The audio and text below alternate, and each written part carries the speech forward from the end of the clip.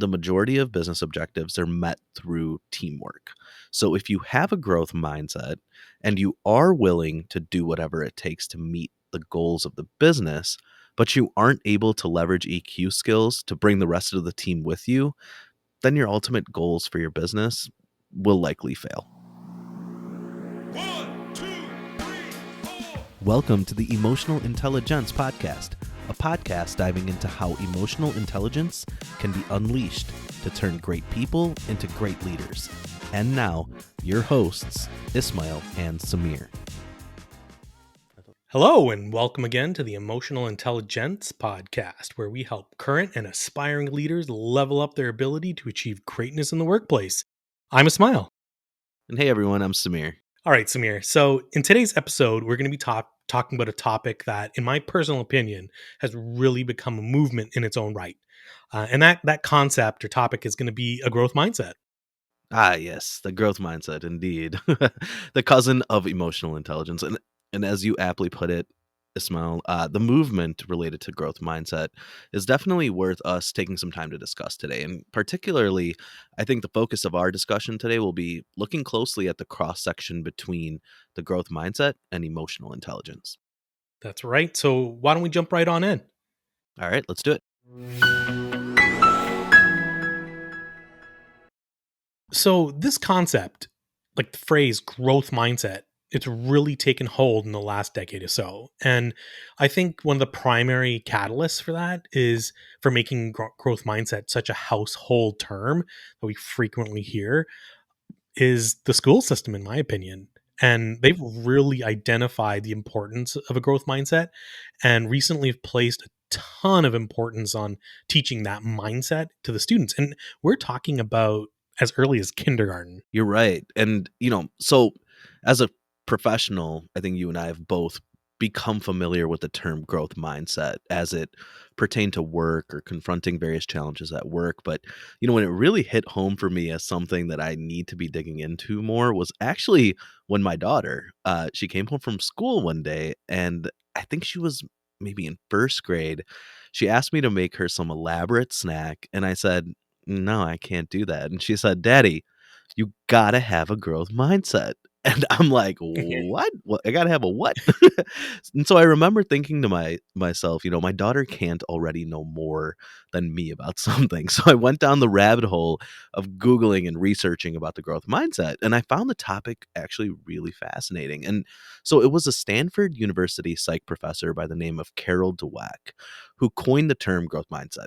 And through her research, she discovered that students in this one particular study, they were 10th graders who demonstrated a growth mindset significantly outscored their peers who had a fixed mindset in math and reading. And that was regardless of their income levels. So Professor Dweck and her colleagues over, several studies repeatedly saw that students that had a growth mindset versus a fixed mindset were scoring better. And this is why it's actually taken such a strong hold in schools. It's become a mantra for students across the nation at this point, really. I just want to have a quick aside here, and this is totally my own personal opinion, and by no means a plug or sponsor in any way. But if you haven't read Carol Dweck's book called Mindset, I really do recommend it. So, Samir, you mentioned the term fixed mindset. And so what are some of the key distinctions between a fixed mindset and a growth mindset? Sure. Okay. So a fixed mindset basically says that a person's abilities or talents, their overall intelligence, it believes that it's all predetermined. The fixed mindset says that it cannot be changed. So a person with a fixed mindset, they're going to see themselves as having certain strengths and weaknesses, and then they firmly believe that this can't change, particularly that weaknesses cannot become strengths. So for these people with this fixed mindset, they're going to be a lot more hesitant to take on new challenges or risks that may expose what they've determined as being limitations, let's say. So, and then if they do take on a challenge, they're much more likely to simply quit, right, in the face of any kind of adversity. Right. So would you say that a fixed mindset is like the default or de facto position for people. Like, do you think we all have a fixed mindset until we kind of make that proactive decision that we want to have a growth mindset? No, not necessarily, right? There are people who naturally have a growth mindset and are able to shed those thoughts of limitations that a fixed mindset has on potential, let's say. But for the most part, I think it's a mixed bag for people. They may have a growth mindset in like certain areas of life, but then have a fixed mindset when it comes to others. So for example, let's take myself, right? I definitely have a growth mindset when it comes to my ability to take on larger, bigger roles at work, but then I also have a fixed mindset, when it comes to my ability to ever become a scratch golfer, which is a dream, right? And I feel like it slowly slips away every weekend. But, in that case, I have that sort of mix of both. I totally hear you on the scratch golfer dream. I really Yeah, do. yeah. I'm Uh, gonna go out on a limb and say it's not gonna happen for either Fair of enough. us I anytime yeah, soon. I'm okay with that. I think I'm okay with that at this point. Dare to dream, though. So, I Yeah. mean, so there's an interesting point that you really bring up there, and like person's mindset is like this mosaic of all their different perceptions and realities, and like so much of a person's mindset or approach to new things has to do with their experiences and experiences they've had as a kid or young adults or just growing up in general. So why don't we get to the really juicy stuff and talk about the flip side of this, which would be a growth mindset. So what are considered the characteristics of a growth mindset? Yeah, yeah. So growth mindset, basically is the belief that a person has abilities, talents, and intelligence that can be developed through hard work, right? Or through learning, through persisting, through challenges. So people with a growth mindset, they're a lot more likely to take on a new challenge or see a new challenge as an opportunity. And they're typically more resilient when facing obstacles and setbacks. They're really motivated to try to keep trying until they succeed. So that those are some like kind of those key distinctions between the fixed and the growth mindsets is that resiliency, I think, is a really big part of it. One thing that I really picked up on right away, just as you were saying that, is how applying critical EQ skills could be really advantageous to achieving that kind of holistic growth mindset. Like just thinking about, say, self awareness, right? The foundational skill, self awareness, as just as an example, and a person having that ability to recognize that.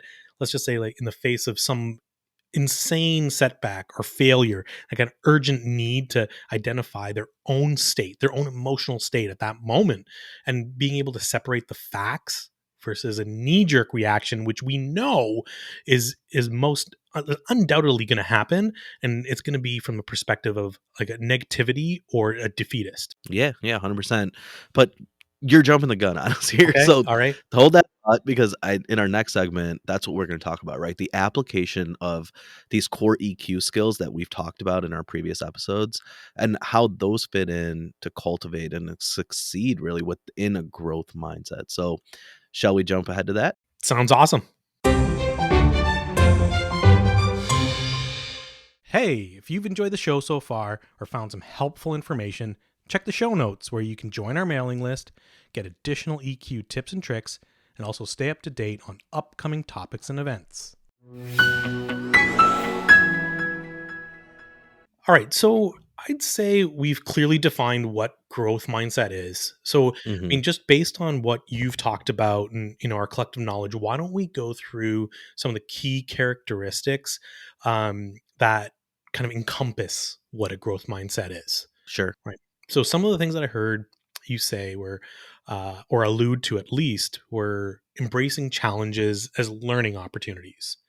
Yes. I also heard you talk about resilience or persistence, and that's like the ability. We're talking about staying motivated even after experiencing some terrible setback or obstacle along the way in a project. Yep. And then there's having the will to put in the hard work to be successful. I think this was a really interesting one from my perspective.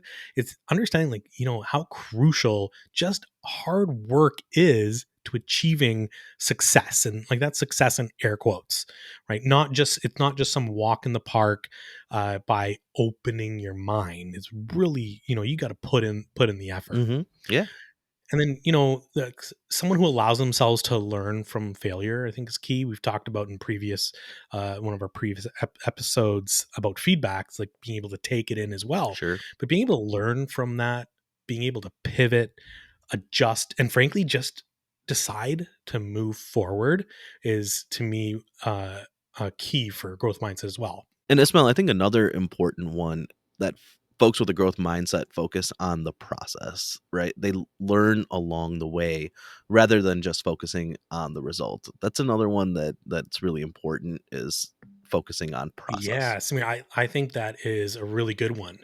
And so overall, we see people with a growth mindset, and they tend to have a more positive attitude toward growth and learning, and they're just willing to work hard to achieve their goals. Yeah, honestly, I mean, I'd hire anyone with those qualities, right? Someone who has a positive attitude, they want to grow, they want to learn, they're willing to work hard.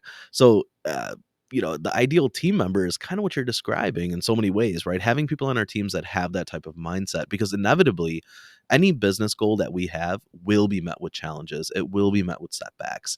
And so you need a team that prioritizes this growth mindset. Just in light of the topic that we love talking about, there's a critical connection to be made here, Mhm. right?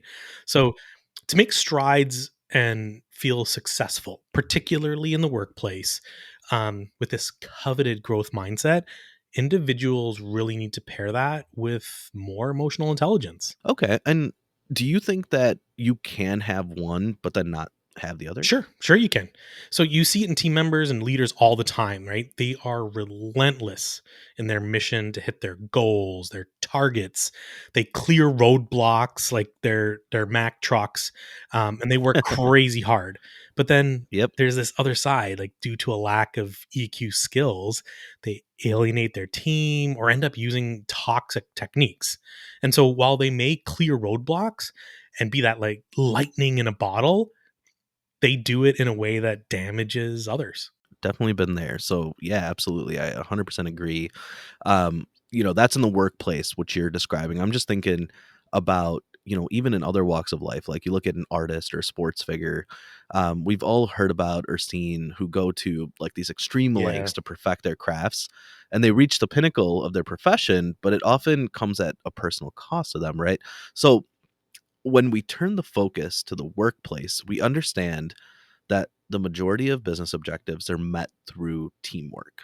So if you have a growth mindset and you are willing to do whatever it takes to meet the goals of the business, but you aren't able to leverage EQ skills to bring the rest of the team with you, then your ultimate goals for your business will likely fail. So, Samir, to even get more specific, let's look at, just for example's sake, resilience and adaptability. And these are two components of the growth mindset. So, keeping those in mind, let's then look at some of the EQ skills that leaders with a growth mindset would need to employ to be able to achieve said resilience and adaptability. Okay, yeah, no, and right away, the one that jumps out to me is self-awareness, right? Being able to look at a situation and understand your personal emotions. The emotions that you may have tied to a potential failure, understanding that those emotions don't define one's ability to succeed eventually. And making that emotional distinction is super critical in order to be resilient or to adapt. And then that leads us right into self management, right? Managing your own personal emotions in such a way that it doesn't undermine the growth mindset, which you've established within yourself and also instilled in your team. And I mean, openness. So, That's another good one. yeah, like being ready to be able, we talked about this earlier, right? Being able to take feedback from others and adapt accordingly. And then social awareness. So being able to understand that, in order to regroup and reboot, say like a whole project or a project team after failure, the leader really needs to understand and be aware of kind of the emotions of the entire team, right? And then I mean, I think one that really hits home for a lot of folks, or at least for myself and yourself, I'm sure, is empathy. And, Yeah. particularly empathy towards like one's self, or giving yourself some grace and space to learn from these mistakes and grow rather than punishing yourself. Yeah. I mean, in the face of adversity, being able to be resilient, adaptable, I can't really uh, stated enough how important empathy is. It's something that I think leaders as a whole really lack and really struggle with, Yeah. is being able to just give yourself some grace in those moments. And we're always talking about empathizing with our teams, empathizing with other people's situations, but sometimes you have to supply some of that empathy for yourself. Yeah. You know, I hear you. another one that I was thinking about is the impact of applying emotional intelligence and a growth mindset can have on innovation, right, within an organization. Because businesses that are truly successful today, they're constantly innovating. They're creating new processes, new tools and products. They're trying to remain competitive. And I'm just thinking how critical not only the growth mindset is to constantly looking to improve and adapt in the face of competition and market conditions, but then also there's this importance of having high EQ leaders that can influence change and cultivate buy-in and keep people motivated, right? So having those high EQ leaders driving an organization that has put growth mindset at the forefront will create like a real competitive advantage for businesses in the marketplace. It's not just a mantra or something that we put on a poster on a wall anymore. We're talking about having leaders and that are really, cultivating a true growth mindset and driving it. And that to me is such a critical piece for companies and businesses right now in this day and age where, we need to be constantly innovating. Sure. I mean, that's a great point. And I'd say for me, I think about it from the perspective of learning and development, right? So, for example, I teach an EQ training course. I'm certified in EQ training, and in this space, like if the students really want to gain as much knowledge as possible, if they want to take advantage of spending that time and taking this course, it's really imperative that they come to the course with a growth mindset, and this way they'll more easily learn and absorb how to apply those skills in these situations and complement their individual growth and impact in a company or any situation for that matter, right? I find that when I can really tell the difference between students who are there, have genuine curiosity, genuinely are open to change purely from a positive point of view, and you can see them just exponentially explode in terms of their abilities at the end of the course. No, absolutely. Learning and development, just such a good use case for the growth mindset, and I completely agree with you there. So, Ismail, I think we've driven the point home pretty good for our listeners, right? What we're saying here is that in order to work well in teams, particularly when you're leading a team, having both a growth mindset and high EQ are that killer combination that leaders need to optimize their impact. Having one and not the other is leaving something on the table. But I'd really like to give our listeners some suggestions today on how they can develop a growth mindset. I think we don't want to take for granted that a growth mindset is just there for everyone. So let's give them some really good tips and tricks on how to develop that growth mindset if they're struggling to do so. Yeah, makes sense, man. Let's do that. I just want to say that there's been, quite a lot of research done that suggests people with a growth mindset are typically happier. And I would say, that reason alone is enough that should drive people to develop a growth mindset. And like personal happiness is enough of a motivator in my opinion. Yeah, no, I absolutely agree. And, this is one of those topics that has application in multiple areas of life. And as we're recognizing today, applicability in the area of leadership is really high because the emotional state or the mindset of the leader, it really sets the tone for the rest of the team. Right. And so for those who might be struggling to find a way to up their growth mindset game, one way that I found really useful when approaching, say, a certain challenge or goal is immediately being intentional about identifying your mindset about the work and how you approach work. Like ask yourself, do you focus on the outcome Or do you give the rights to the journey it took you to achieve that particular task or goal? Yeah, yeah, no, and the part of that upfront conversation, it needs to be an acknowledgement that the process to achieving a goal is truly a journey, right? It's filled with ups and downs. So preparing yourself for that mentality from the beginning is really going to increase the likelihood of maintaining a growth mindset as you take on a new challenge or a new goal. Reminding yourself that the path to achievement is rarely linear, you're absolutely right about that, Smear. And then, another hack I would say for staying in the growth mindset is to find those defining moments in your life and just draw inspiration from them when facing a new challenge.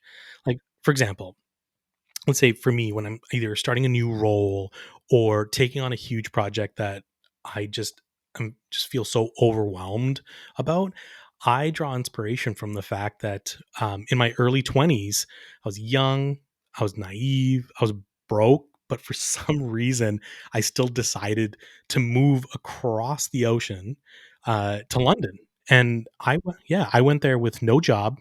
I didn't have very much money, and really, there was this, underlying understanding that I had with my parents that if I fell flat, they would be willing to cover my flight home.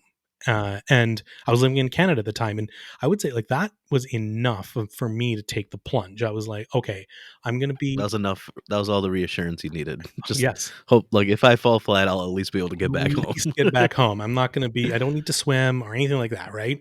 So, I mean, let me tell you what happened though, right? So I ended up finding an amazing job. I met some of the most amazing people, and I had some experiences that otherwise would not have happened, and I'm going to cherish these forever, and probably draw inspiration for them for the rest of my life. I mean, I can't even describe to you how scary that experience was, but also like how much I grew as a person from that experience. I mean, it's immeasurable, right? So I think about that, and if I overcame that type of challenge, it's like moving to London as a young man, I'm certain, I know unequivocally that I can overcome this particular challenge, whatever is in front of me. Yeah, no, that's so interesting, and I'm thinking about my own life and, like, those kind of defining moments, when I face a new challenge, I think about, like, the bar exam. It's something that, I took the bar exam back in the day, and I remember studying so hard for that exam. I sacrificed my entire summer, and I really needed to pass. I did it, but even today when I'm facing a tough challenge or, you know, when I need to really become disciplined, I think about the discipline that I developed to tackle a bar and how ultimately that led to success for me. So you're absolutely right. Drawing from those experiences and it allows you and gives you the ability to look at a challenge through a different perspective, through a different lens, through a lens of winning, and that's sometimes is all you need is just to get that sensation that you're going to win. You just have to put in the work. Yeah, and I mean, personally, I'd much rather move to London with no money and no job than take the bar exam because it sounds really, really hard. I And don't blame you, and man. and and I'm sure you sacrifice a lot. But look, I think we all have life experiences, no matter how small or big, where we overcame adversity and challenges. And I think really tapping into those lessons learned really can be a powerful tool that everyone can use. Absolutely, and you said it best. We all have something, whether it's big or small. It's all relative, right? But being able to draw from those experiences is so critical. You bet. And so this next one that comes to mind, I think, is probably the toughest one to achieve, and but it's also probably the most important one. And you really need to be kind to yourself. So even people with with like the highest EQ, they can empathize with ease.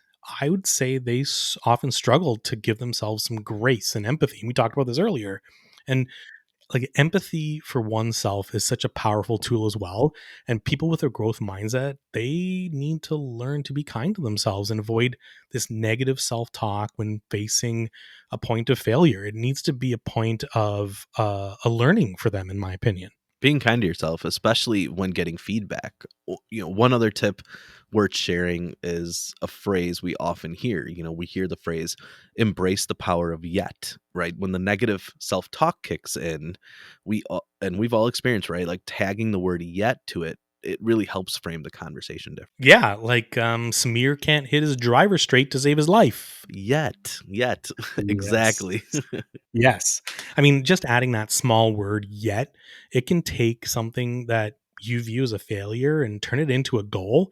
And it adds this aspirational aspect that is so critical. All right, Ismail. So we went pretty deep on the topic of growth mindset, and I think there's a lot more that we could talk about in this subject, and we definitely plan to do that in future episodes. But today we explained the growth mindset, contrasted it with its evil counterpart, right, which is the fixed mindset. Yeah, we also discussed how, particularly in the workplace, leveraging emotional intelligence to complement a growth mindset is frankly a powerful formula for success.